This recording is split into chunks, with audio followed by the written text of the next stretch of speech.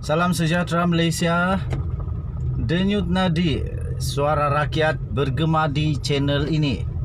Tuan-tuan dan puan-puan yang dihormati sekalian, kalau tak silap hari ini Raya ke-10 dan semua pejabat-pejabat sudah dibuka termasuklah mahkamah. Jadi bermula lagi drama-drama di mahkamah berkaitan dengan Datuk Seri Najib Tun Razak. Ada yang menangis, ada yang ketawa, ada yang terkejut, ada yang mengejut. Macam-macam lah tuan-tuan dan puan-puan. Okey, berhati-hati memandu tuan-tuan dan puan-puan. Kalau perlu pakai saja hands free. Jangan pula bertelefon waktu memandu, bahaya tuan-tuan dan puan-puan.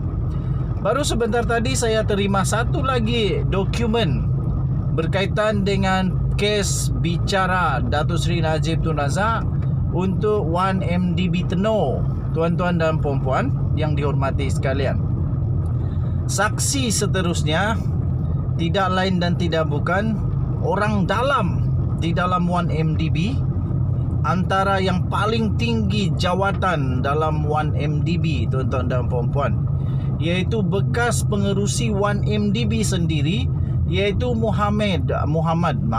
Tan Sri Muhammad Bakir Saleh. Di dalam keterangannya di mahkamah memberitahu bahawa ada sesuatu yang tidak kena dengan Datuk Seri Najib Tun Razak. Di dalam satu laporan di Sinar Harian, sinarharian.com.my, Tan Sri Muhammad Bakir Saleh berkata ada yang tak kena. Najib biasanya balas SMS saya, kata beliau. Beliau menjurus kepada ataupun beliau mengulas ketika ditanya mengenai transaksi sebanyak 700 juta US dollar tuan-tuan dan puan-puan, wang dana 1MDB yang dikatakan sebagai deposit. Deposit untuk joint venture di antara PSI, Petro Saudi International, yang akhirnya wang itu telah disedut oleh Jolo melalui akaun Gusta Limited. Tuan-tuan dan puan-puan yang dihormati, 700 juta US dollar bukan satu jumlah yang sedikit, tetapi satu jumlah yang amat besar kerana melebihi 1 bilion ringgit Malaysia. Dan sebenarnya itu 2.3 bilion ringgit Malaysia tuan-tuan dan puan-puan. Bekas pengerusi 1MDB iaitu Tan Sri Muhammad Bakir Saleh memberitahu Mahkamah Tinggi di sini bahawa beliau merasakan bahawa Datuk Seri Najib Tun Razak terlibat di dalam salah laku kewangan syarikat itu, dan ada yang tak kena, sesuatu yang tak kena sedang berlaku dalam syarikat. Katanya di dalam kenyataan keterangan beliau di mahkamah, Muhammad Bakir yang sekarang ini berusia 68 tahun tuan-tuan dan puan, beliau berkata di dalam keterangan tersebut bahawa perkara itu menjadi di antara sebab utama beliau telah memutuskan untuk meletak jawatan pengerusi serta ahli lembaga pengarah atau dikenali sebagai BOD. BOD kalau tak silap saya dalam bahasa Inggeris, Board of Director, pada tahun 2009 yang lalu.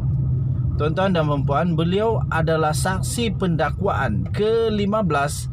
Itu turut berkata bahawa sebelum beliau menyerahkan surat peletakan jawatan, beliau telah menghantar SMS, iaitu hikmat pesanan ringkas, kepada bekas Perdana Menteri Malaysia itu. Beliau telah memberikan pesanan ringkas kepada bekas Perdana Menteri Malaysia itu untuk memaklumkan beberapa perkara yang diarahkan oleh BOD kepada pengurusan 1MDB tetapi tidak dipatuhi. Inilah persoalannya tuan-tuan dan puan-puan. Persoalan yang terbesar ialah apabila pihak pengurusan 1MDB tidak mematuhi arahan. Jadi tuan-tuan dan puan-puan yang dihormati sekalian, katanya, namun saya tidak menerima katanya, namun saya tidak menerima sebarang maklum balas daripada Datuk Seri Najib Tun Razak. Dan tuan-tuan dan puan-puan, kejap kita parking dulu. Okey, sudah parking.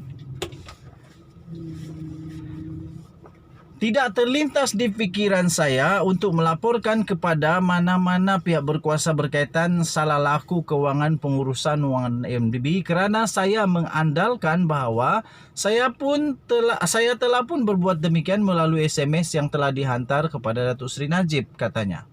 Tambahnya lagi, di dalam keterangan itu saya berharap Najib akan mengambil tindakan sewajarnya terhadap pengurusan 1MDB jika beliau mendapati sebarang salah laku di pihak mereka. Memandangkan kebimbangan saya itu tidak mendapat perhatian daripada Datuk Seri Najib Tun Razak, kerana beliau tidak membalas SMS saya merasakan beliau terlibat dan sesuatu yang tidak kena berlaku tanpa pengetahuan saya, katanya. Ini disebut di mahkamah ya, tuan-tuan dan puan-puan, bukan di kedai kopi. Ini antara sebab utama saya memutuskan untuk meletakkan jawatan, kata Muhammad Baqir ketika beliau membaca kenyataan saksinya semasa perbicaraan Datuk Seri Najib Tun Razak dalam kes penyelewengan dana sebanyak 2.3 bilion ringgit Malaysia daripada dana 1MDB. Wow, banyak tu. Tuan-tuan dan puan-puan, semasa pemeriksaan utama oleh Ketua Pasukan Pendakwaan Datuk Seri Gopal Sri Ram, saksi itu berkata beliau mendapati sesuatu yang luar biasa apabila Najib tidak membalas SMS-nya kerana tertuduh biasanya membalas mesejnya dan juga bukan kali pertama beliau menghantar mesej kepada Perdana Menteri tersebut. Muhammad Baqir berkata beliau meletak jawatan pada Oktober 2009 sebagai tanda protes dan tidak mahu terlibat dalam sebarang perbincangan dan keputusan lanjut berhubung 1MDB, tuan-tuan dan puan-puan. Beliau berkata beliau memutuskan untuk tidak menyerahkan surat peletakan jawatannya secara peribadi kepada Najib tetapi mengarahkan setiausahanya menghantar surat itu ke pejabat Perdana Menteri. Katanya, saya berbuat demikian kerana jika saya menghantar sendiri, beliau mungkin akan meyakinkan saya untuk kekal. Saya tidak mengumumkan peletakan jawatan saya pada masa itu untuk menjaga reputasi Najib, katanya. Bagus juga rupanya dia ni. Dia pandai jaga juga air muka Datuk Seri Najib Tun Razak. Okey, tuan-tuan dan puan-puan yang dihormati sekalian, kita nantikan apa yang terjadi kepada Datuk Seri Najib Tun Razak di dalam kes ini. Apakah beliau akan dipenjara juga? Adakah dia juga akan didenda? Tuan-tuan dan puan-puan, ataupun dia akan menang kes ini. Kita berdoa semoga negara Malaysia akan terus maju, Sabah maju jaya. Kita jumpa lagi, bye-bye.